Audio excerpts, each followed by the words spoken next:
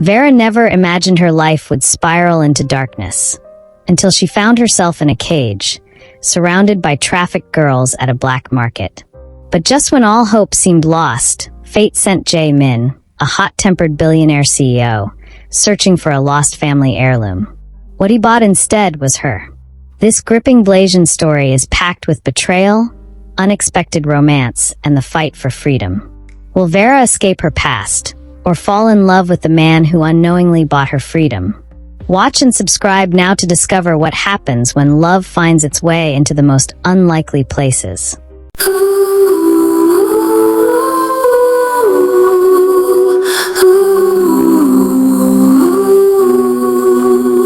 A fox on the ridge, shadows at play, nine tails weaving through the break of day.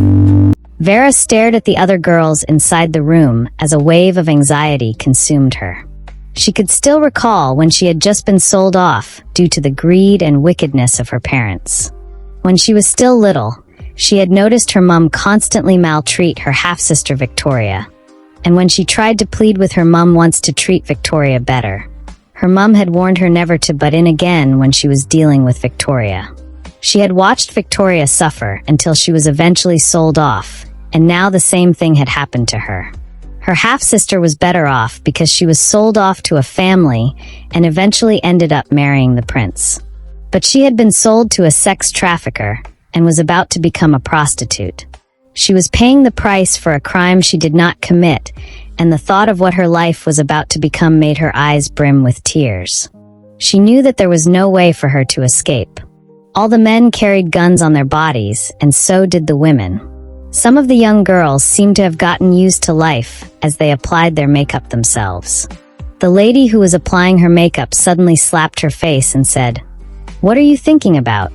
I said, "Smile, so I can apply this blush to your face." Vera forced a smile on her face. She had been forced to wear a very skimpy gown, and now her makeup was being applied by one of the criminals. "Take it easy on her," one of the men said to the woman. "She is the new girl and is still fresh. Boss says she is still a virgin and would fetch him a lot of money tonight, so take extra care of her. We don't want to disappoint our clients." The lady smiled at the man and said, "I guess I would have to teach her a few moves then. I can bet that Park will pay the most for her. He's crazy about virgins." The criminal smiled back and replied, "You may be right, but don't forget about Choi. He's also crazy about girls like her, and he is pretty loaded. In the end, it will come down to who is willing to pay the most to spend the night with her. Do you want to bet?" Another criminal who had been newly employed stood by the side with his gun and watched the interaction between the lady and the man. He didn't have the right to butt into their conversation because they were his seniors in the business, so he just kept silent and stared at them. Vera noticed that other than her, there were 22 girls. Some had very sad and miserable expressions on their faces, while the others just went along with what they were told. Vera wondered if they were also sold off like she was, or if they had been kidnapped and forced into the business. The man who had bought her had lied that she was going to serve as a maid in his house for 2 years, but she served for just 1 month before he sold her off to the sex traffickers. From the conversation between the armed lady and the man in the room, she could tell that the rich men were going to bid for her, and the one with the most money would take her away for the night.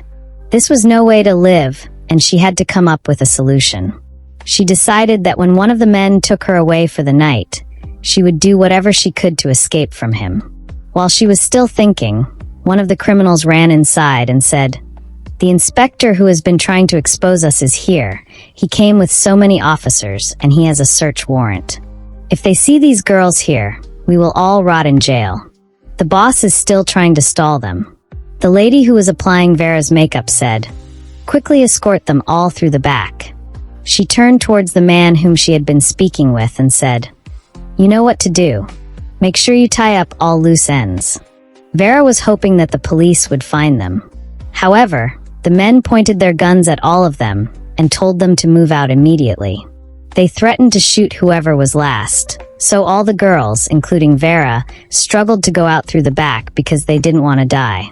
They were all loaded at the back of the truck. One of the men stayed behind with them while one got in the driver's seat and drove the truck out of the building, through the back gate. The newly employed criminal got into another car and drove behind them, to inform those in the truck if the police somehow followed them. The lady stayed behind and tried to clear out traces of the girls before the officers would get to the rooms. The driver drove the truck for about 40 minutes and finally stopped at a wide bush track on one side of the road. The newly employed criminal also parked his car, and together with the criminal who stayed at the back with the girls, they led all 23 girls inside the bush. The driver of the truck stayed inside the truck to keep watch while he waited for the other two. Vera wondered why they kept taking them deeper into the bush, but suddenly realized what was about to happen when they got to a river and asked them all to stop walking. The girls watched in horror as the man who had earlier been discussing with the lady opened fire on them and began killing them. The girls began running for their lives, but the bullets were way faster than them. Vera was pushed to the ground in a frenzy, and one of the girls who was shot fell on top of her back and splashed her blood all over her hair and face. Jae-min stared at his brother Min-jun with so much anger in his eyes. "If it weren't for the fact that we are related, I would have shot you to death right away," he said as he pointed his gun at Min-jun. Min-jun covered his head with his hands and annoyingly said, "But you really can't blame me. If you had given me the money I asked for, I wouldn't have had to pawn off the necklace." Jae-min became angrier and cocked his gun, but his fiancée Nana got in between them and said, "Jae-min, please calm down. I know you are angry, but Min-jun is your brother. If you kill him, you will regret it." Jae-min said, "Get out of my way, Nana. Let me kill this good-for-nothing idiot. I stopped giving him money because I want him to come work at the company and be useful to himself, but he had the effrontery to sell our late father's necklace. That necklace has been handed down through generations and is our family's heirloom. It costs so much money, but this good-for-nothing idiot who calls himself my brother pawned it off. And that too for a measly sum. I am going to kill him and bury him myself." Nana said, "I know that what he did was wrong, but I'm sure that he regrets it." She turned to Min-jun, who was still standing behind her, and said, "Come on, apologize to Jae-min for what you did." However, Min-jun refused to apologize. He squeezed his handsome face in anger and waited for Jae-min to do his worst. He hated Jae-min so much and wanted nothing more than to take everything from him and leave him with nothing. But Jae-min was good at handling their late father's business. He knew that it would be difficult to snatch everything from Jae-min, but he was going to do it, no matter how long it took. How could Jae-min cut off his allowance and ask him to come work under him in the company? Jae-min had no right to dictate for him, and it was his father's money. He had every right to spend as much as he wanted from it. Jae-min's phone rang while he was still pointing his gun at Min-jun, and when he answered the call, the person on the other side of the phone said, "Jae-min, I have located the necklace. It will be auctioned at the black market tomorrow by 8. You can definitely buy it back." Jae-min calmed down a little. When he got off the phone, he stared at Min-jun angrily. "This is the last time I will tolerate this behavior from you." After speaking, he turned around and walked into his study before shutting the door. Nana stared at Min-jun for a long time and said, "That was really close. Be careful next time and stop upsetting your brother." She decided to go into Jae-min's study to placate him, but he was still upset and refused to open the door for her. Vera lay still on the floor and pretended to also be dead. She heard when the man who had shot at them counted all of them and said, "They are complete. Dispose of all the bodies into the river and meet us at the truck." As she heard him walk away, Vera realized that only one of the men was left behind and thought about making a run for it. She heard him throw the bodies into the river one after the other. When he took a dead body close to her, she slowly peeked at him and noticed that his back was turned to her. She pushed the dead girl off her back, got up, and began to run deeper into the bush. However, the newly employed criminal noticed what had happened and immediately ran after her. Vera ran with all the strength and speed she could muster, but the criminal was faster than her. He quickly caught up to her, grabbed her by the hair, and flung her to the ground. Vera quickly got on her knees just as he pointed his gun at her. She cried, "Please don't kill me, I beg you. I will do anything you ask, I promise, but please spare my life." The newly employed criminal stared at her and asked, "You're the new girl, the one who is still a virgin, am I right?" Vera nodded her head. The man thought for a while and said, "If you really are a virgin, then you are more useful to me alive. I hope you are not lying to me, because I will surely find out the truth." "No, I am not lying," Vera replied. "I am really a virgin." "All right then." The criminal looked behind him briefly and took out a rope from his pocket. He took Vera's hands behind her and tied them securely, after which he tied the rope around a tree. He took out his handkerchief and tied it around her mouth before saying, "Wait here for me, and don't try to escape. If you try to act funny, I will kill you without any hesitation." The moment the criminal left, Vera tried to free her hands from the rope. She couldn't trust that criminal and didn't know if he was still going to force her to become a prostitute. She would rather take the risk of escaping than succumb to such a life. But no matter how hard she tried, Vera could not free herself. If her hands were tied in front, she would have surely used her teeth, but because they were tied behind her, she wasn't able to get loose. The criminal went back to the dead bodies and threw the rest into the water. Just as he was about to throw the last body, the man who had killed the girls came back and said, "You are even slower than an old woman. How long is it supposed to take for you to throw just 23 dead bodies into this river?" The newly employed criminal quietly threw the last body into the river and said, "I'm sorry if I delayed. I was just being a little bit cautious." The killer observed him for a while and said, "Our job here is done. Let's go." The new criminal followed behind the killer until they got out to the road. The killer told the new criminal to go back home for the time being until the dust had settled, while he got into the truck with the driver and they drove off. The new criminal started his car and drove around for a while until he was certain that the other two had left. After that, he drove back to the spot and thought about how to accomplish what he wanted to do. After a while, he suddenly came up with an idea. He went to the trunk of his car and took out a board that had different electronic components in it before heading back into the bush. Vera had already gotten tired from trying relentlessly to get her hands free. Her arms were aching from being tied behind her back, and she was sweating profusely. Not just due to fear, but because the sun was shining directly on her face.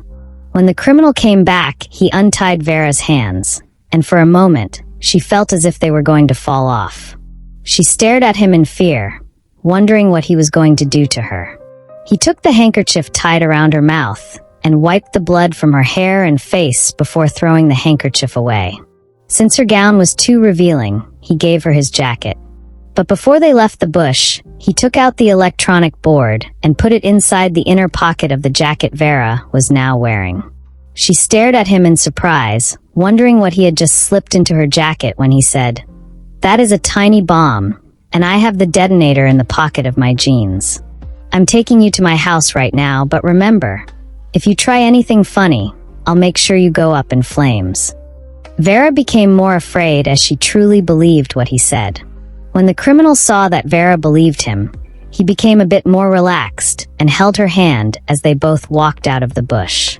He reminded her, "If anyone asks, you're my girlfriend. So act natural, or I'll have to kill you." Vera nodded and forced herself to smile at him. Her heart was racing and everything felt like a nightmare. She still couldn't believe all those girls were dead, and she was the only one who survived. She didn't know what he meant when he said she was more useful alive, but she silently prayed that her life wouldn't spiral into something even worse than death. The criminal led Vera to his car and placed her in the passenger seat, while he got in the driver's seat and drove off. Vera kept thinking of a way she could escape, and when they drove past a police checkpoint, she was tempted to scream for help.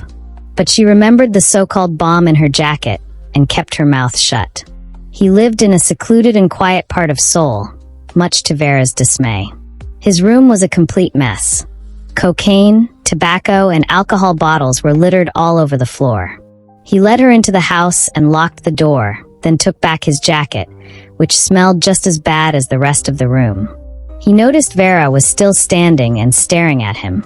He looked her up and down for a moment, then seemed to snap out of a thought. "You can sit on the bed," he said gruffly. "Remember what I've said, I don't want to kill you. But if you try to act smart, that's exactly what will happen. You've seen this place. No matter how much you scream, no one will come. So it would be wise to listen and do what I say." Vera nodded and quietly went to sit on the bed, which she found dirty and uninviting. After a while, he threw a big t-shirt at her and told her to go take a bath to get rid of the blood smell on her body. Vera thanked him quietly, and as she walked toward the bathroom, she overheard him making a phone call. The person on the other end was a woman, and he told her to bring some clothes and makeup. Vera's heart began to race again. What was he planning now? As she entered the bathroom, she looked around for an opening to escape through, but the only window was tiny and barred with thick iron rods. "He must know I can't escape through here. That's why he let me in without worry," she thought bitterly. After bathing, Vera couldn't bring herself to use the towel in the bathroom. It looked filthy. She wore the big shirt over her wet body, her hair still dripping. When she stepped out of the bathroom, the criminal turned to look at her. But this time, something shifted in his expression. He took a step toward her, but then stopped himself. He was clearly battling some dark instinct. He ran a hand over his face, then muttered, "Go sit down. We'll talk later." Vera didn't hesitate. She walked to the far end of the bed and sat, curling her knees to her chest. There was another knock at the door. After a few seconds, the criminal let go of Vera. She scrambled into a corner, covering herself and curling her legs in tightly where he had forced them open. When he noticed that she was still shivering and crying, he rolled his eyes and said, "Take a chill pill and relax. I just needed to confirm that you really haven't been touched before. That's all." His words made her stomach turn, but she didn't dare respond. "Now listen," he continued coldly. "A nice lady will be here soon to glam you up. Don't try to act smart or give her any trouble, or I'll get really mad." "Got it." Vera nodded quickly. Her body trembled, not from the cold, but from sheer panic and confusion. Why were they trying to doll her up? She had thought the worst had already happened, but now her mind was reeling with new fears. Would someone else force themselves on her? Was she being prepared for sale? For show? She curled herself tighter into the corner and kept her eyes low as the criminal began pacing back and forth, checking his phone and muttering impatiently. Soon, a knock came on the door. A woman stepped in, carrying 2 large bags in her hands. "What took you so long?" the criminal snapped. "Do you know how long I've been waiting for you? If this opportunity slips past me, you're done for." "Calm down," the woman replied smoothly. "It's just past 6. We have almost 2 hours to prep and get to the venue. Let me do my job." The criminal scowled and walked out, leaving the woman alone with Vera. The woman approached her with a warm smile. "Hey, sweetheart. My name is Sujin. I'm here to do your makeup and get you dressed." Where are you taking me?" Vera asked, her voice shaking, her eyes wide with dread. Sujin crouched down beside her and gently said, "Don't worry. We're just going to the market. You'll watch a few auctions, that's all. No harm will come to you. I promise." Despite the gentle smile and reassuring tone, Vera didn't believe her. She'd already seen what kind of people she was dealing with.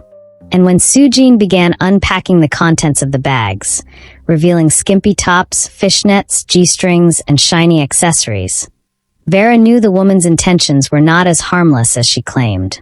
Still, Vera knew that resistance wouldn't help her here. Not yet. Not now. She told herself to stay calm, observe, wait for the right moment, and run. After about 30 minutes, Sujin called the criminal back in. "She's ready," she announced. He stepped into the room, looked at Vera, and a satisfied smirk grew across his face. Sujin then handed Vera a long robe. "Put this on. We don't want to attract attention just yet. Once you're at the venue, you can remove it." Vera wrapped the robe tightly around herself, feeling humiliated, exposed, and increasingly terrified of what lay ahead. She sat stiffly in the car, barely able to move comfortably due to what she had been forced to wear beneath. More than anything, she was terrified of what would happen when they reached the destination. Meanwhile, Jae-min arrived at the market 30 minutes early. The moment he stepped inside, he was overwhelmed by the chaotic buzz of activity. The air was thick with tension, and most of the items on display were clearly black market goods: artifacts, weaponry, stolen art, and other illegal treasures. He pulled out his phone and called his friend. "I'm here," he said quietly. A few minutes later, his friend met up with him, and together they made their way toward the auction hall at the back of the market. The place was packed. Dozens of men in dark suits, some with bodyguards, filled the seats, all waiting eagerly for the next round of bidding to begin. Jae-min leaned into his friend and whispered, "If I didn't show up tonight, I would have lost that necklace forever." "Patience," his friend replied with a nod. "It'll come up soon." Several items were presented. Rare antiques, furniture with hidden compartments, gold-studded ornaments, and bidding flew rapidly between the buyers. Jae-min barely paid attention. None of this mattered to him. His interest only sharpened when the next item rolled onto the stage. Not a thing, but a person. A hush fell over the crowd. A cage was wheeled in, its iron bars enclosing a young woman dressed in dark, skimpy attire. Though her face was partially covered by a blindfold, her features were stunning. Her posture had clearly been arranged to appear seductive. Her hands chained in front, her stance forced into an unnatural pose. Gasps, murmurs, and lewd comments rippled through the room. Jae-min sat up, eyes narrowing. "What the hell is this?" he asked. His friend glanced sideways. "That's a premium auction item. Some clients prefer something alive." Jae-min's blood ran cold. The girl looked familiar. The shape of her jaw, the way her hair was styled. Even beneath the heavy makeup and blindfold, something clicked. He couldn't breathe. It was Vera. Jae-min stared at Vera in disbelief, stunned by what he was witnessing. The man presenting her to the crowd spoke confidently, like a seasoned showman. "Fresh out of the oven," he declared. "An angel to fulfill your wildest dreams. Only 18, untouched, obedient, and eager to please. Starting bid, 50 million won." A collective gasp rippled through the crowd. The price was steep, but judging by the heated glances being exchanged across the room, Vera had caught their attention. Turning to his friend, who seemed utterly fixated on the stage, Jae-min whispered, "This is insane. It's completely illegal. We should call the police." His friend looked at him like he had grown two heads. "Come on, Jae-min. I know it's your first time here, but surely you understand how the black market works. This place doesn't operate by the laws you're used to. Even if you call the police, nothing will happen. These people run things differently." He leaned closer. "Besides, girls like her get auctioned off here all the time. It's horrible, yeah, but it's not new. Just stay calm and wait for your necklace to be up. No need to get involved." Jae-min turned his gaze back to the rotating cage. There she was, Vera, her face partially veiled but clearly in distress. Her lips trembled. Her breathing was shallow. Tears slid silently down her cheeks. She didn't scream. She didn't even move. But everything about her screamed fear. A man in his 60s raised his bidding card, offering the first bid of 50 million won. Jae-min's stomach turned. The man's eyes lingered too long. His mouth twitched with a sick kind of anticipation. Jae-min could almost see the image. Office young, terrified girl in the hands of someone like that. The thought made him feel sick. Another man called out 53 million. Then another 60 million. Then 70 million. The room began to blur in his vision. Jae-min couldn't stop seeing Vera's face. The terror. The silent plea. 90 million won. One bidder called confidently. Going once, going twice. 100 million won. Jae-min said suddenly, raising his card. His voice cut through the crowd like thunder. His friend whipped around, eyes wide. "What are you doing?" Whispers spread through the room. All eyes turned to him. He could feel their stares, their judgment. But he didn't care. Not this time. The earlier bidder raised again. 120 million. Jae-min didn't blink. 250 million won, he said. Gasps erupted. That number, 250 million won, was outrageous. The room went quiet. No one else raised their tag. Even the presenter looked surprised. Behind the scenes, the criminal who had brought Vera to the market stared in disbelief. When he'd arrived, he had suggested auctioning her at just 1 million won. But the host had taken one look at her and confidently raised the bar to 50 million. Still, never in his wildest dreams had he imagined someone would pay this much. He made his way closer to get a look at the man behind the voice, Jae-min. He didn't look like the typical buyer. Young, sharp-dressed, composed. What did he want with a girl like her? The criminal couldn't stop grinning. His gamble had paid off. Sparing Vera's life had turned out to be his luckiest decision yet. When the word "sold" echoed across the auction floor, Vera felt like her entire world collapsed. She didn't know who had bought her. She hadn't dared look. But as the cage stopped twirling and the lock clicked open, despair swallowed her whole. She remembered what the man had whispered to her before bringing her here. His threats burned into her mind. If this doesn't work out, I'll make sure your end is slow, painful, and private. No one will find your body. You'll just vanish, and the vultures will clean up what's left. That memory had frozen her in fear. It was why she hadn't screamed, why she hadn't begged for help. She had obeyed every command, terrified that any resistance would trigger the violent end he promised. Now, standing in a cage surrounded by men who had argued over her like she was merchandise, she felt broken. She had once believed that surviving meant there was still hope. But now, all she felt was betrayal. The world had let this happen. And the man who had bought her? In her mind, he had to be like the rest. She promised herself, the first chance she got, she'd run. Or find a way to end this, on her terms.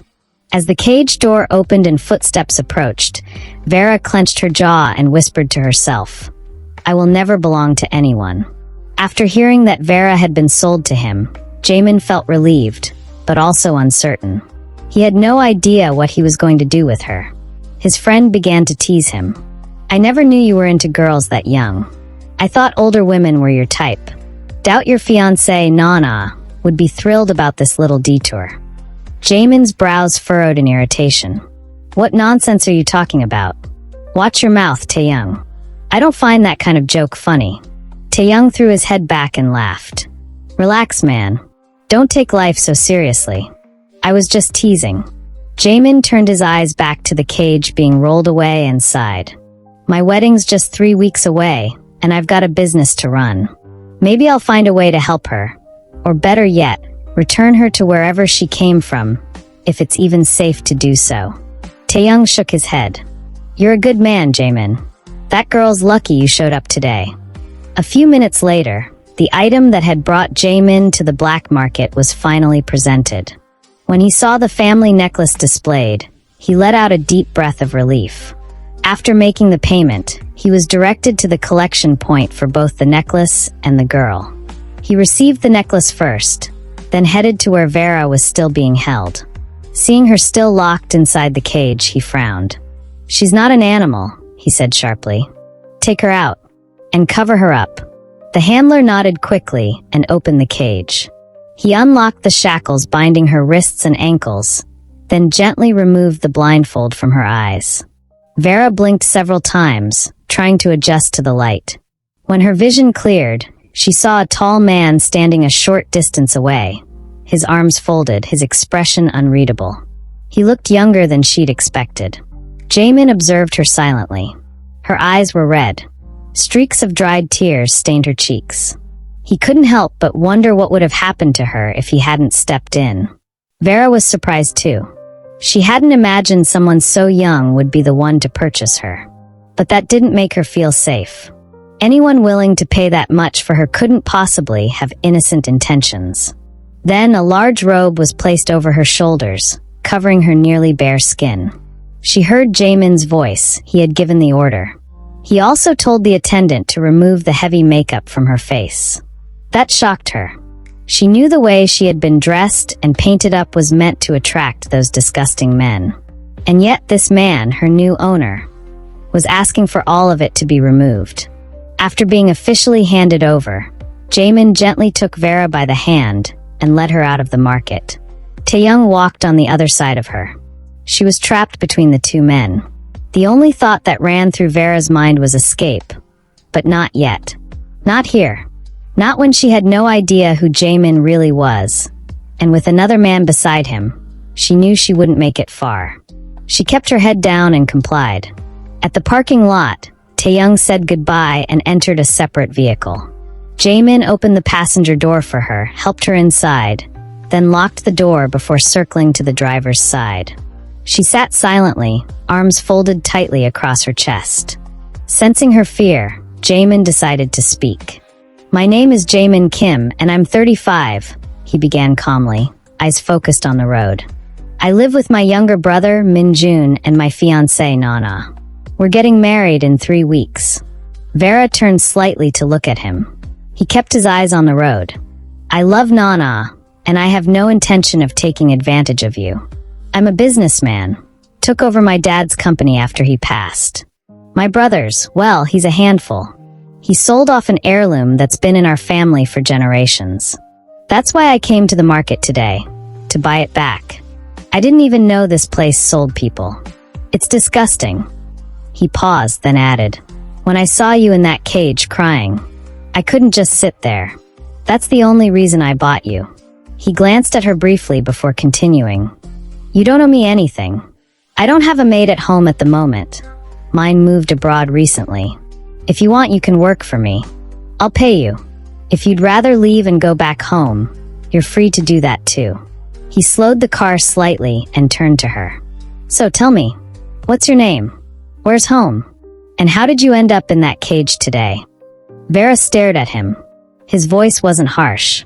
He didn't sound like someone trying to manipulate her. She swallowed and quietly replied, "My name is Vera Miles.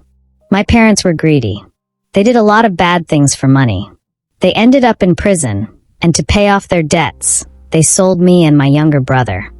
Jae-min didn't interrupt. "I was taken to a place where girls like me were trafficked. They were training us for prostitution. It was my first day when the police raided the building. But instead of being rescued, they loaded 23 of us into a truck and took us through the back." Her voice trembled now. "We were taken to a river. One by one, they started shooting us. I tried to run. I fell, the bullets missed me. One of the criminals stayed behind to throw the bodies in the water. I tried to escape, but he caught me." She wiped a tear from her cheek. "He said I was more useful alive. That's how I ended up at the black market. I have nowhere to go. No family. No home." There was a long silence in the car. Just the soft hum of the engine and the sound of her breathing. Then Jae-min said, "You're safe now, Vera. I promise." Jae-min stared at Vera in surprise. She was now crying and trying so hard to control her emotions. He pulled over by the side of the road, took out a handkerchief from his pocket, and handed it to her. Vera took it and softly muttered, "Thank you, sir," before using it to wipe her eyes. "It's okay, Vera. Don't cry anymore," Jae-min said gently. "I can assure you that you are safe now. You can stay in my house and work as a maid until you're ready to leave. Take note, I don't like liars, I don't like thieves, and I don't tolerate disobedience. You can take me as your guardian. I'll protect you and treat you well while you're under my roof. I'm taking the risk of trusting you, Vera. One day, if you wish, you can go to school. Just don't break my trust or make me regret helping you." Vera shook her head quickly. "I won't do anything like that. I promise." "Thank you so much, sir." "You're welcome," Jae-min replied before restarting the car and continuing the journey to his house in Gangnam. When they arrived, Vera was stunned. Compared to everything she had ever seen, Jae-min's home was paradise. It was a large, elegant 2-story building that looked like it had more than 10 rooms. She couldn't understand how only 3 people could live in something that grand. Jae-min noticed her awe, but wasn't surprised. It was a beautiful house. "Let's go in," he said. She followed behind him quietly. Inside, Nana and Min-jun were sitting in the living room, watching a movie. When Jae-min walked in with Vera, both of them looked up in surprise. Jae-min was rarely ever seen with other women besides Nana, to whom he was deeply devoted. So this sight was unexpected. Min-jun, however, masked his surprise. He acted indifferent, lounging comfortably, as if uninterested. Nana got up and hugged Jae-min. "Who is she?" she asked, glancing briefly at Vera. "She's going to be our new maid," Jae-min replied. "She's been through a lot and has nowhere else to go. Please treat her nicely." Nana forced a polite smile, but Vera could already sense the tension. She could tell Nana wasn't happy about her presence. "This is Nana, my fiancé," Jae-min said. "And that's my younger brother, Min-jun." Vera turned toward Min-jun, and her heart skipped a beat. He was strikingly handsome, possibly the most attractive man she'd ever seen. He looked like he was in his late 20s, tall, with rugged features and a brooding aura that made it hard to look away. But he didn't even acknowledge her. "Her name is Vera Miles," Jae-min added. "Come on, Vera, let me show you to your room." Nana watched quietly as Jae-min led Vera upstairs. She didn't understand why he had suddenly brought a total stranger into their home, and she didn't like it. She exchanged a glance with Min-jun, who sighed and said nothing. Jae-min showed Vera to her room. "You can rest today and start working tomorrow. I'll go to the mall and get some things for you. Make yourself comfortable." "Thank you again," Vera said sincerely. Jae-min nodded and left her. She looked around the room in amazement. It was the most beautiful space she had ever seen. Was this really hers? It felt like a dream. She thought of the girls who had died, and a pang of guilt hit her. But she was alive. Safe. She had escaped the hands of those who had tried to abuse her. She could tell Jae-min was a good man. He loved Nana deeply, and Vera made a silent vow to be the best maid she could be. Someday she would save up, go to college, and find her brother, if he was still alive. Meanwhile, Nana stood in disbelief downstairs as Jae-min said, "I'm going to the store to get supplies for Vera. I'll be back soon. Please get dinner ready, I'm starving." "And I'm sure she is too." Nana nodded stiffly and went into the kitchen. After Jae-min left, Min-jun chuckled. Such an idiot. It's only a matter of time. In her new room, Vera thought about the man she had seen downstairs. How could one person be that good-looking? She knew it was a foolish thought.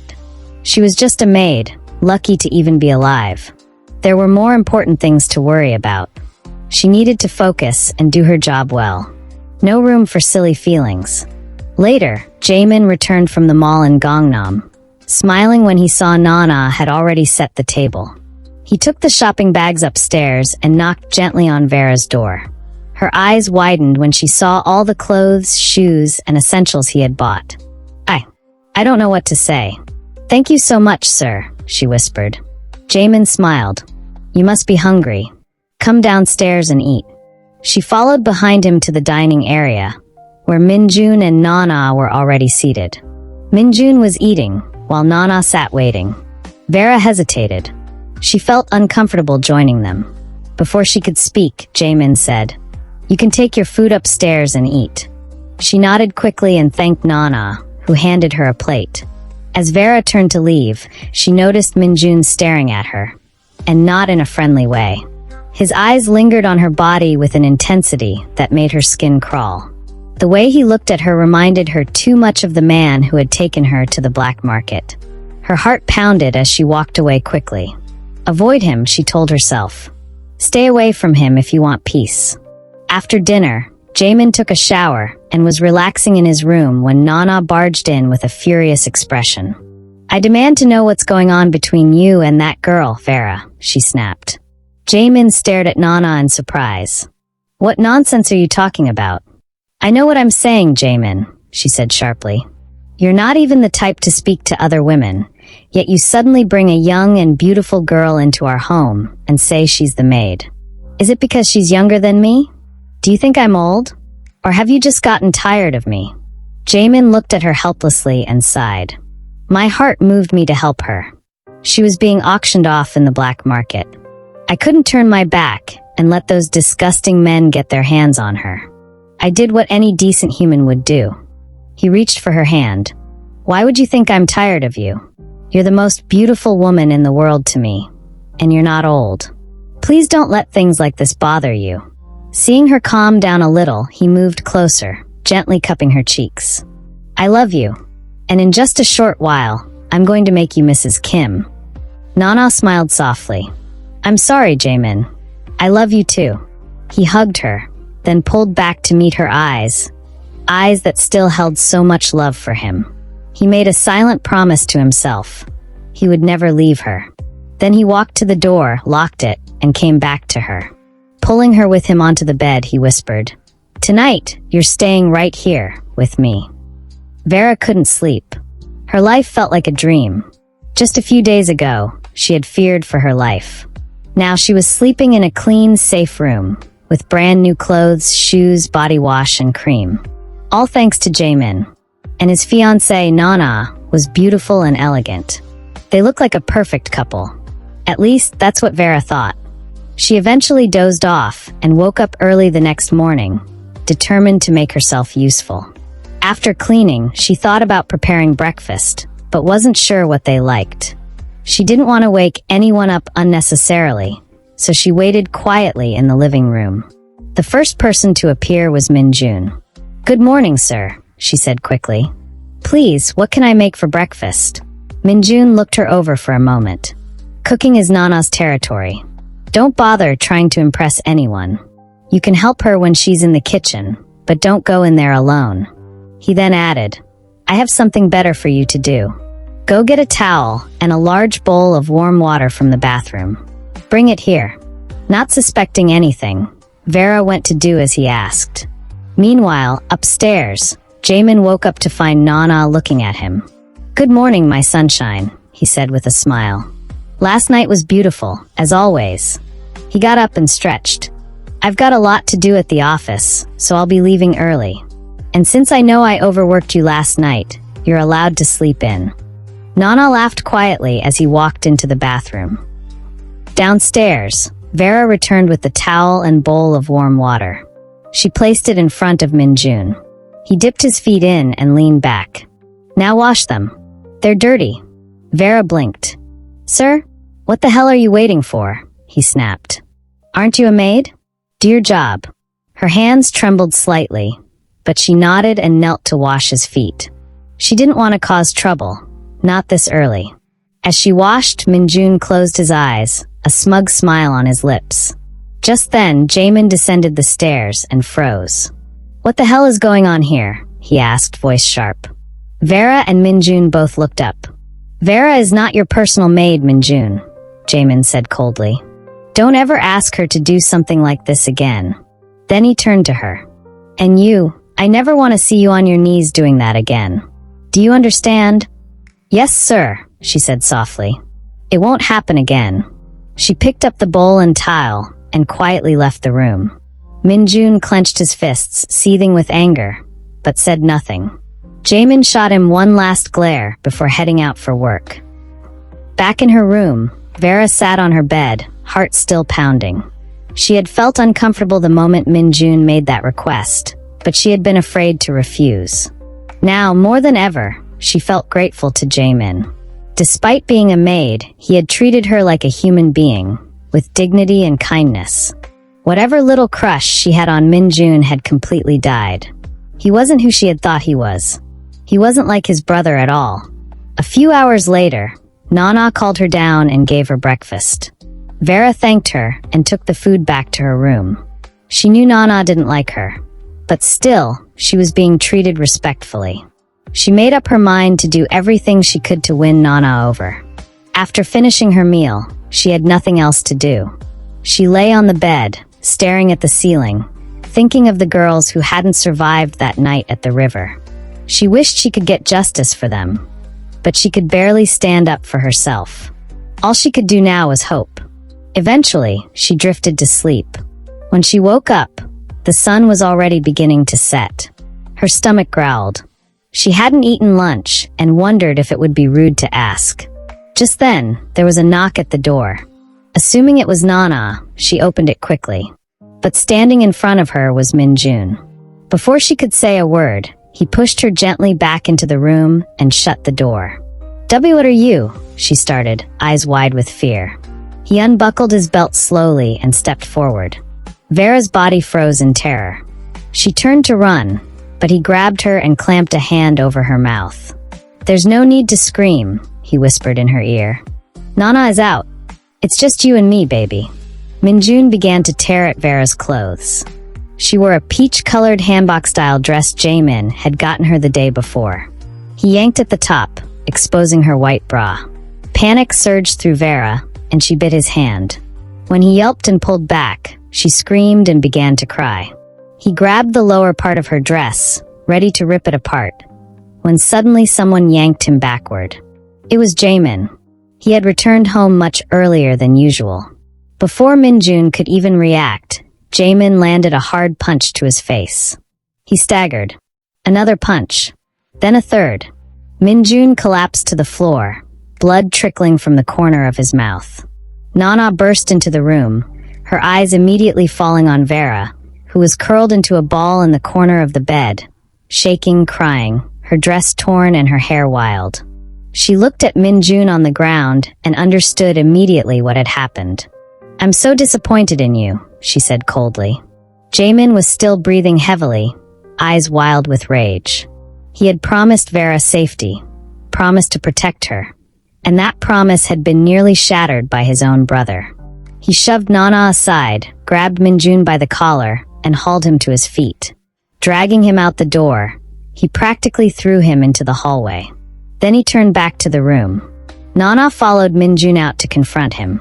Meanwhile, Jae-min removed his jacket and draped it gently over Vera's shoulders. "I'm so sorry this happened, Vera," he said quietly. "Please don't cry. I promise you, it will never happen again." Still shaking, Vera looked up at him through watery eyes. "Thank you, sir," she whispered. Minjun slammed his bedroom door shut. But Nana, furious, kicked it back open. "What the hell were you trying to do?" Minjun scoffed. "Oh, please. You don't get to act righteous. You're the one always clinging to Jae-min, buttering him up, playing the perfect fiancé. Can't you see that girl is a threat to your position?" He crossed his arms. "I was looking out for you, trying to get her under control, so she wouldn't ruin everything. And now you're turning on me?" Nana flinched at the sound of Jae-min's door closing nearby. "This conversation isn't over," she said coldly and walked away. Jae-min, hearing her, didn't respond. He walked out of the house and drove off into the night.